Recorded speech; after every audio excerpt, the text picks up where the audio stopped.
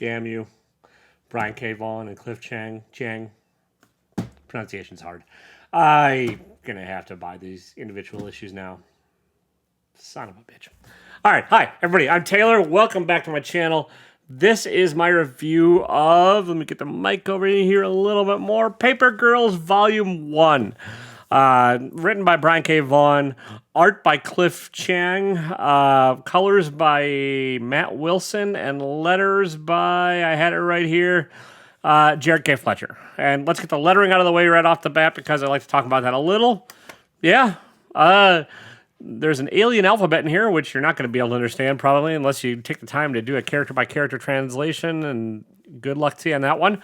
Mostly written in lowercase, which is an interesting choice, but it reads very well, very cleanly, and it's unobtrusive, and I didn't notice the lettering for the most part. So well done, Jared K. Fletcher. Bravo. Yeah. Spoilers from here on out. And general opinion, summary. Yeah, I like this. Damn it. It's a good thing. Obviously, I really like reading books I like, but I want the individual issues of this one, and that's not always the case. Sometimes I'm happy with the trades, but the collector in me says you should probably hunt these down because it's a cool series so far. So I'm going to hunt these down, which means I'm going to give this away, and you have to watch the video to figure out how to win it. So, yeah, you're stuck now, suckers. All right, Brian K. Vaughan, the writer. He's written a bunch of stuff. Why the Last Man, which is fantastic. Saga, which is, his Game of Thrones, a.k.a. it's really good, but he's never going to finish the damn thing. And a couple crappy seasons of Lost, the TV show, but don't hold that against him. Cliff Chiang. This is the first I think I've seen of his art. I know he did a run on Wonder Woman, the New 52, but who the hell read Wonder Woman, the New 52? He also was an assistant editor at DC, and some of that comes into play, and we'll talk about that in a little bit. And yeah, the colors are Matt Wilson, and we'll talk about him in a little bit too. So, like I said, spoilers from here on out. This is set in 1988, and it stars 4 paper girls, which means 4 12-ish year-old girls that are on paper routes. And they all kind of team up on Halloween to prevent the bullies from taking their stuff, because I guess that was a thing in 88. People would steal papers. I don't know.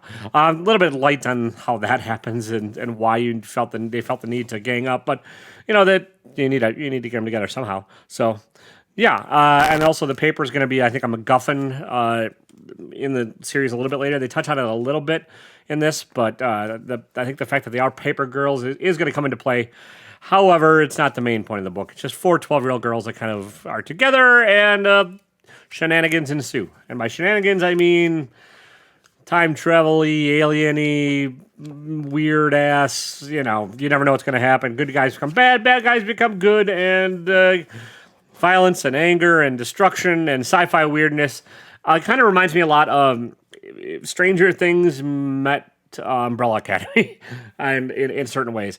And Stranger Things, the comparison is kind of obvious because, 12-ish-year-old characters in the 80s, and weirdness around them in a weird setting and fantastical things, and they're supposed to react to it, and they don't trust the grown-ups. So there's that.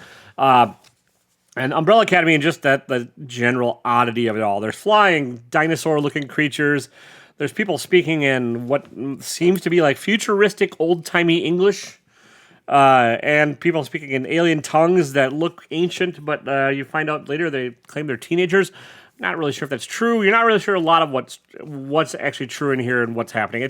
Brian K. Vaughan likes to pull the rug out from under you every couple issues, and in this pack of 4, and I apologize if my mic's getting crackly. It's bouncing all over the place, and I'm working on it, folks. I am working on it.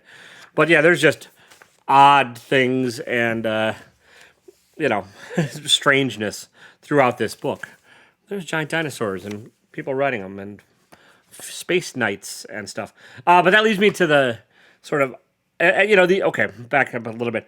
And these 12-year-old girls are great characters. They're quippy and they're sarcastic and, they're everything you want in a protagonist.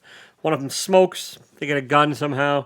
There's just general confusion as to what's going on around them because they find this object and don't know what it is. And, then the world kind of blows up underneath them, metaphorically. Like, a lot of the adults disappear, and the kids are kind of left fending for their own devices, and they run across people that shouldn't be where they are, and they have to choose sides, and, there's not really telling what's a right or a wrong side on things, and so they dive on in head first, as 12-year-olds are probably want to do. I don't want to spoil it a whole lot, but yeah, this is great. If I had any complaints about the plot, it's that it's sort of this, normally in the trade paperbacks, there's like a first arc that's kind of solid and like there's a resolution, and then, it sort of sets up the next arc. There's not much of a resolution in this. There's like a problem that gets solved, but that's about it. It's not as big enough to call it a resolution, and it ends on a cliffhanger, and it ends leaving you wanting more, which is good because I do want more, and I'm going to end up getting all of these. I just can't help myself. It has been optioned for TV, and so like some of these books are probably going to get a little pricey, but I just, the collector in me is like, yeah, this is good enough that I should probably support it. And again, I'm not going to be supporting the original creators this way because I'll have to get it on eBay, but I just want to have the individual issues. So, yeah. The art by Cliff Chiang, kind of simple and kind of blocky, but, effective. If anything, like the weaknesses are probably drawing cars and stuff. The cars are hard to draw. And sometimes I have a little bit of trouble in here distinguishing 2 or 3 of the characters, because the facial features look kind of similar, and the outfits and the coloring are a little similar. The coloring, again, mostly helps. It's a very simple palette, like either cool or warm, depending upon whether or not there's a light source or not. And the lights go out in part of it, so you get blues and purples when it's dark, and then when it's light, you get warmish, flesh-colory pink tones. And yeah, it pairs well with Cliff's art. Cliff's art is, like I said, fairly simple, but and I know I said I was going to touch on this. You can sort of tell he was an assistant editor for a bit, because his panel transitions are very clean and very easy to follow and very cinematic. And I'm not sure if that's necessarily just him or if it's like because of Brian K. Vaughan's direction, but they're not static characters. The camera, quote unquote, shifts around quite a bit, and it's still clear, but it's a dynamic, for the most part, dynamic transitions from one to the next, and which you kind of need in a good comic book story. There's a difference between drawing a static image and drawing like panels and pages that work together in an effective way. You have to have interest from one panel to the next. You have to have a setup that draws your eye from one to the next, and leads your eye and tells the story all at the same time. It's pretty complex, and Cliff does a great job of that, and while keeping the art fairly simple. And like only adding the details that are necessary. The backgrounds tend to be fairly sparse, and he lets the colorist kind of just shine and like fill in some of the blanks, which I think is an effective way to tell this story. Do I recommend this? Yeah, I really do. It's all been collected. I think the series ended last year sometime. So there's like 30 issues. And Brian K. Vaughan does not like to tell stories that don't have endings, which baffles me how the hell he worked on Lost, because that ending, you can tell, was not planned. Anyway, tangent. But, he's said before that like working at Marvel and working on something like Spider-Man is not for him, because he likes to tell, stories that have 3 acts, a beginning, a middle, and an end. And this is the first act for sure. I'm assuming things will definitely change throughout this tale as I go. I mean, it's time travel and possibly space travel and space and time, and yeah. So like, he sets up some really interesting premises in this and some really interesting possibilities, and a kind of a battle. Not to spoil everything, but like there's a setup in this for like giant conflict told through the eyes of 12-year-old paper girls. So I liked it quite a bit. It's one of my favorite trade paperbacks I've read in a while. I kind of had forgotten about Brian K. Vaughan for a bit. Not forgotten, but just kind of pushed to the back of the head. But he tells solid stories. Like, if you get a chance, Why the Last Man is great. And, Runaways, his volume of Runaways was really fantastic. And from what I've read of Saga, I've not read it all, but like there's no need to read it all because it's an unfinished tale at this point. It was also really, really good. And, there's Lion Cat in that. There's no Lion Cat in this, but there is, some definitely great character work and great storytelling, and you end up caring about these characters, and you really want to see what happens next. So I'm looking forward to what happens next. Now, that said, I'm going to give this copy away. So if you want to win, it's kind of beat up. I mean, I got it off of Amazon because I'm a dirty cheap whore. And it's got a sticker that probably won't come off unless you use a Goo Gone, which might wreck the cover. There's some dings in it.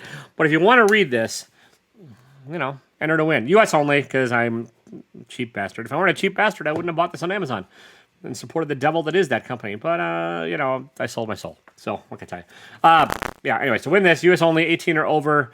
And leave a comment down below, because this has been optioned into a TV series, and I think it'll actually be a great TV series if it's done right. It might end up being a little too close to Stranger Things if it's handled poorly, but I think it can be its own property if it's done really well.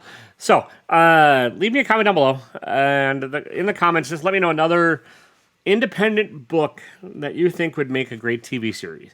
It can be optioned, it can be not optioned, it can be something if you want me to read later, just let me know in the comments what you think would make a good TV series and something you've read lately or want to read or whatever that you think would make a good series. I'll pick the winner next week. So this is the 25th of May, whatever week is from that. So you got till then. And leave a comment down below. Win Paper Girls Volume 1. Brian K Vaughan and Cliff Chiang et al. That's all I've got. I mean, I don't want to spoil everything in here. It's a fun ride, and I want you to take the ride for yourself. So, hopefully the sound worked. Hopefully the video's working. I'm having cable issues. I'm a hot mess, folks. I'm a hot mess. You can buy maybe today's Satan shirts on my website, as long as everything else at TaylorWinner.com. I know it's a shameless plug, but if you buy a shirt, it lets me afford to buy a paperback, and then I can keep this whole engine rolling. So, keep the engine rolling, please. Or not, just watch my videos. That helps too. Hit the like button, hit the subscribe bell, hit the notification thingamajigger. That all helps too. And, until next time, don't be a dick. Thanks.